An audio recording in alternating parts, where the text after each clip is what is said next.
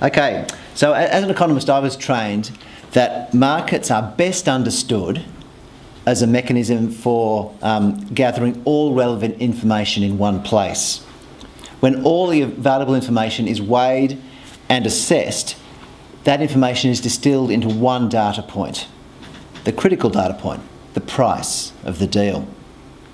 As new information is brought to light, that's incorporated and prices adjust, which is why a cyclone warning in Queensland can push up the price of bananas in Kensington, why a drop in Chinese building numbers can trigger a sell-off in Australian iron ore mining companies on the ASX.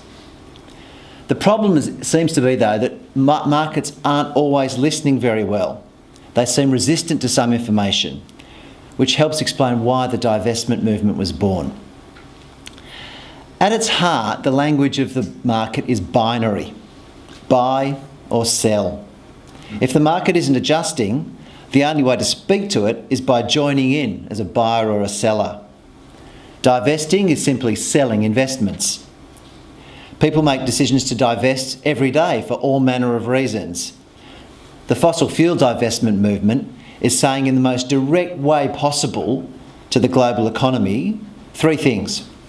Firstly, that business as usual is not a good working assumption. The business as usual assumption needs to be disrupted.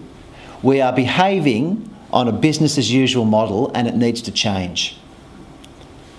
The second thing is that capital needs to be diverted to clean, sustainable energy sources very rapidly. The sort of stuff that Mark Diesendorf has been speaking about needs to be financed and needs to be introduced. We need to shift priorities, and it's capital markets that are part of that process. And thirdly, divestment is a statement that we are delegitimising any move to expand existing fossil fuel projects.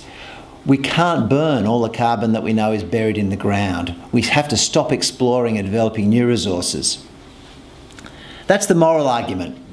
There's also an economic argument for divestment. Firstly, we don't want to risk capital in ventures that may be cut short by future changes in government policy. Why develop a 25-year mine resource when government policy might cut that off in 5, 10, 15 years? We don't want to be left with stranded assets in our portfolios, coal mines that are mothballed, coal-fired power stations that stand idle, unused port facilities that are rusting into oblivion. As long-term investors, people particularly in superannuation funds, but also in foundations and individuals, say we don't want to be locked up in assets that carry that economic risk. So there's a moral argument and there's an economic argument for the divestment movement. Some criticise the movement, and there's a lot of discussion around this, saying that, well, fossil fuel will continue to be part of the mix, so isn't it a reasonable investment to continue to hold? As far as we can see into the future, there will be some fossil fuels, and aren't we cutting our noses off to spite our faces by not investing in what could be profitable activity? They say that divestment isn't big enough or widespread enough to stop the whole industry. It's spitting into the wind, and that other capital will be found to carry profitable projects forward always. But I think those criticisms fundamentally misunderstand the main point, and that is that the market is about information. And the divestment movement is really only just clearing its throat. In this year alone, investors controlling some 50 billion assets have committed to go fossil fuel free in their portfolios. From the Rockefeller Foundation to Stanford University, 181 different organisations making investment decisions on behalf of 520 million people have pledged to divest. Those are the numbers from the Arabella report that I mentioned earlier. Internationally, things are moving extremely quickly, so much so that some of the large capital managers and investment banks are waking up and making some quite incredible public statements. Even the governor of the Bank of England has come out and said that there's a significant risk of stranded assets around coal. So this is mainstreaming very quickly. The world's largest fund manager, BlackRock, has said that never in the history of finance has there been such a significant and widespread uptake as there has been in terms of divesting from fossil fuels. And there's been all sorts of divestment movements over the years related to all sorts of different issues, from apartheid in South Africa to the Vietnam War to a range of other issues, even the French after they bombed the Rainbow Warrior in New Zealand. There's been a whole range of boycotts. This, according to BlackRock, is the fastest moving they've ever seen. And UBS, the large Swiss bank, has said that in their analysis, this has got legs that go far beyond usual divestment movements, because it's going to be carried forward by a generation who's passionately committed to this stuff and fundamentally believes it. And so this is not going to go away quickly. That generation's got no qualms about the climate science and is suspicious about energy companies. And so there's a lot of demographic and intellectual power that's going to go into the argument. In Australia, things are picking up, but they're picking up slowly. Australia is the Saudi Arabia of coal exports. So we have some problems. In the bio, it said that I was a cyclist, and I've been a keen cyclist, but my daughters, as well as becoming vegans, got into running a couple of years ago. And I'm an addict. I've become hooked. And it's not because running's so much fun, it's because we discovered this thing called park run. So a bunch of people go out at 8 o'clock on a Saturday morning to a local park and they run a 5 kilometre run. And it's a fun run. Some people race and go very fast, other people are just out to walk. But for 40 minutes on a Saturday morning, a community gets together, fully staffed by volunteers, and has a community event, and afterwards slaps each other on the back and says, good on you, because it's a timed event, and if you've run your PB, you feel good about yourself. The interesting thing is there are people there who run very fast, and there are people there who walk, but most people are just weekend joggers who are trying to do their best. And if you go every week, you start to get used to the bunch of people you're running against. So my youngest daughter actually pitches her performance against Big Steve, who's our 6'11" friend in the old money. My eldest daughter, we don't know the fella's name, but we call him Ginger. She wants to beat Ginger at the park run every week. And there's a guy with a red t-shirt who I'm very keen to beat every week, and he's always just ahead of me. So we don't come back and we don't compare our times with the world record holders when we get home. We go home, we're talking about whether we beat the person that we usually run against. That's the way that we benchmark our performance. In the investment world, fund managers benchmark their performance against different benchmarks, and they're much more worried about missing their benchmark than they are about absolute performance in many cases. So they will want to hold shares in their portfolio that mimic the movement of the benchmark. So the fossil fuel divestment movement globally, it's been shown that you can eliminate fossil fuels investments from your portfolio and have very little tracking error from your benchmark. You don't have to give up very much globally. But in Australia, where 7.5% of the ASX All Ordinaries Index is BHP, another 2% is Rio Tinto, another 3% is Wesfarmers that owns 2 large thermal coal mines, and then you've got AGL and Origin in the top 10, you start to get significant gaps between the benchmark ASX return and what your portfolio looks like if you divest fossil fuels.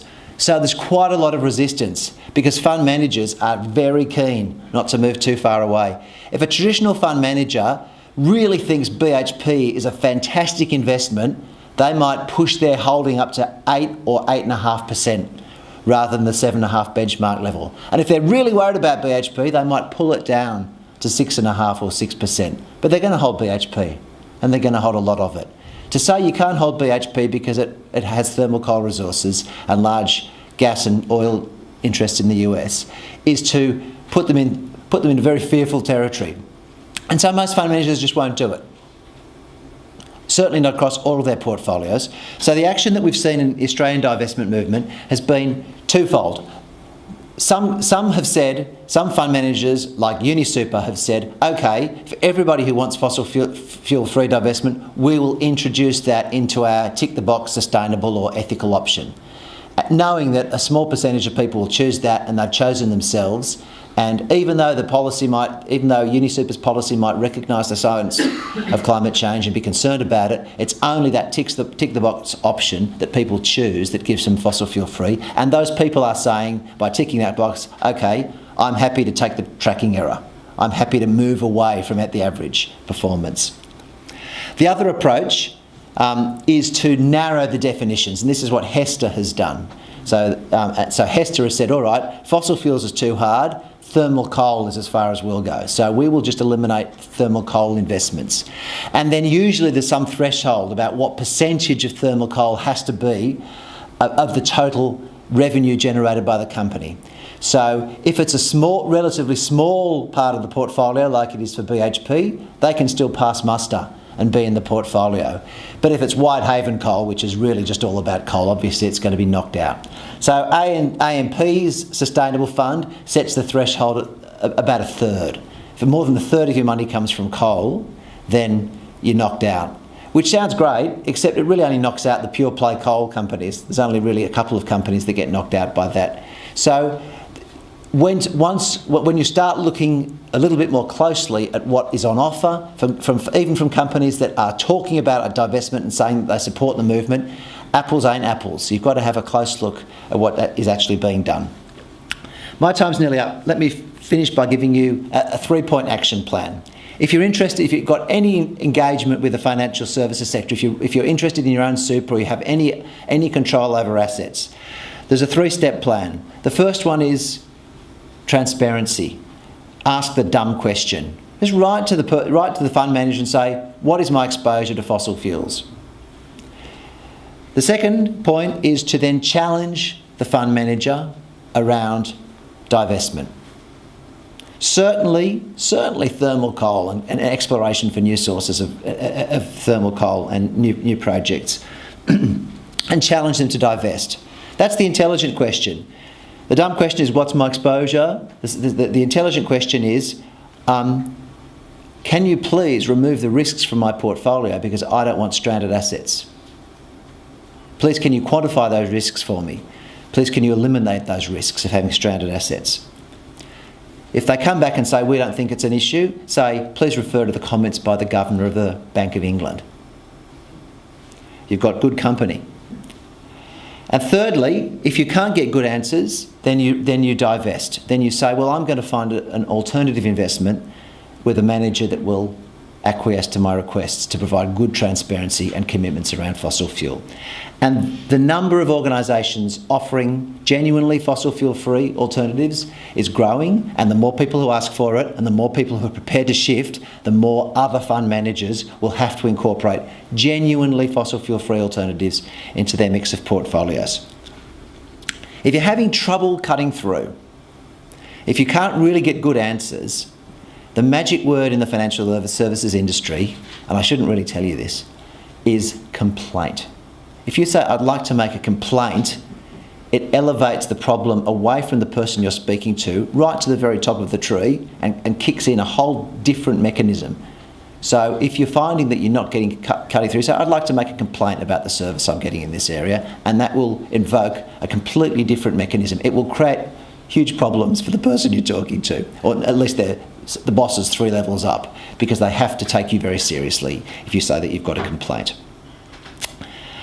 If you're interested in Australia, I've given you those websites.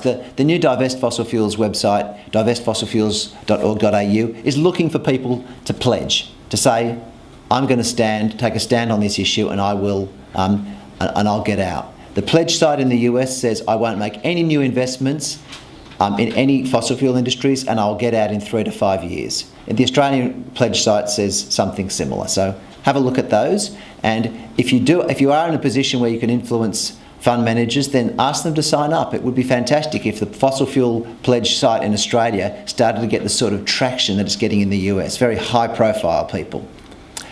We might think we're powerless. Let me finish with this story. We might think that what can one person do? There was a nun who had a very small shareholding in Exxon, the big American oil company. And for 15 years, year after year at their annual general meeting, she went along and asked that Exxon would stop funding fossil climate change denier organisations. Every year. She only got a small percentage of the vote, enough fortunately that she could put the motion again the next year. She was a lone voice for 15 years, until the Rockefeller Foundation decided that she was onto something and voted in favour. The votes went up and up and up. Once the Rockefeller Foundation, Rockefeller being one of the founders, started to vote, the company decided it was time to change, and so they said that they would no longer fund climate deniers. It takes people like that none to make a difference in the world, and don't discount the power that you can have even as a small investor. Thank you.